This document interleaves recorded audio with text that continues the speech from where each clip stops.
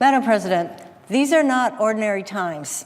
It is not ordinary for a winning presidential campaign to be under investigation for collusion with a foreign adversary to influence our 2016 election and undermine our democracy. It isn't ordinary for a president to fire the man responsible for conducting this very investigation. It isn't ordinary for a president whose campaign team is under investigation for ties with Russia to hold an Oval Office meeting with that country's foreign minister and only invite Russian press. This meeting came only a day after firing the person in charge of the Russia-Trump investigation. And yet, here we are. The question is, what should we do next? The events of the past 48 hours have been shocking and concerning. Firing FBI Director James Comey in this manner, under this pretext, and at this time, is a total disservice to the American people. President Trump hopes the American people will believe that he fired Director Comey because of how he treated Hillary Clinton during the presidential campaign. President Trump hopes, as his deputy press secretary said on Tuesday night, that the American people think it's, quote, time to move on, end quote.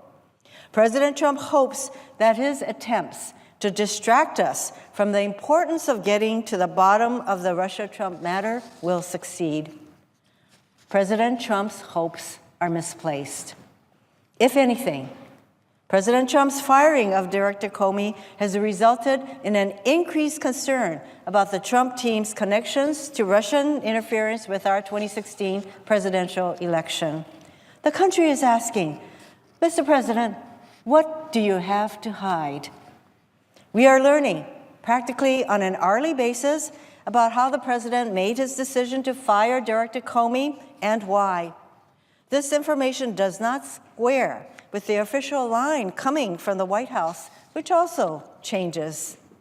Most recently, the Washington Post reported that Deputy Attorney General Rod Rosenstein threatened to resign after the White House misrepresented his role in the decision to fire Director Comey. CNN reported that President Trump fired Director Comey because he would not provide, quote, assurance of personal loyalty, end quote. And both CNN and the Wall Street Journal reported that the decision to fire Director Comey came after the FBI's investigation was accelerating.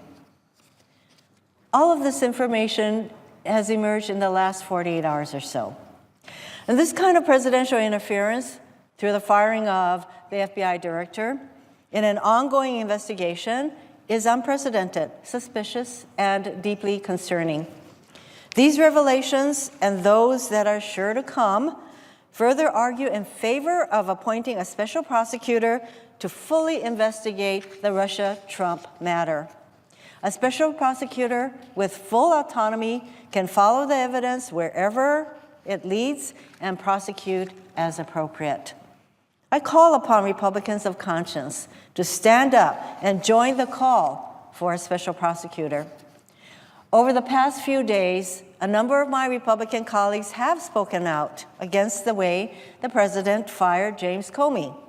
In particular, I would like to acknowledge Senators McCain, Sass, Flake, Burr, Kennedy, Boozman, and Corker for speaking out. I hope as more information about President Trump's decision to fire Director Comey emerges, our Republican colleagues will join in the call for a special prosecutor. Leader McConnell argued yesterday that appointing a special prosecutor would disrupt the ongoing work of Senate committees conducting their own investigations. I disagree. The Senate Select Committee on Intelligence and the Senate Judiciary Committee have important oversight responsibilities regarding the Russia-Trump matter. But neither committee has the power to convene a grand jury or prosecute any crimes that may have been committed. Therefore, I reiterate the need for a special prosecutor with the mandate and authority to follow the facts wherever they lead, free of political considerations. In the coming weeks, President Trump will nominate a new director for the FBI. This person must be above reproach and someone whose independent judgment can earn the country's confidence. I have been disturbed by some of the names being floated as potential replacements. Names like Chris Christie and Rudy Giuliani. We cannot allow President Trump to appoint one of his buddies to oversee the Russia-Trump investigation or to lead the FBI. Mr. President, the investigation into the Russia-Trump matter cannot and should not be a partisan issue. We should all care that a foreign government sought to interfere with our elections and with our democracy. So this is not just about election. This is really about protecting our democracy. Mr. President, I yield the floor.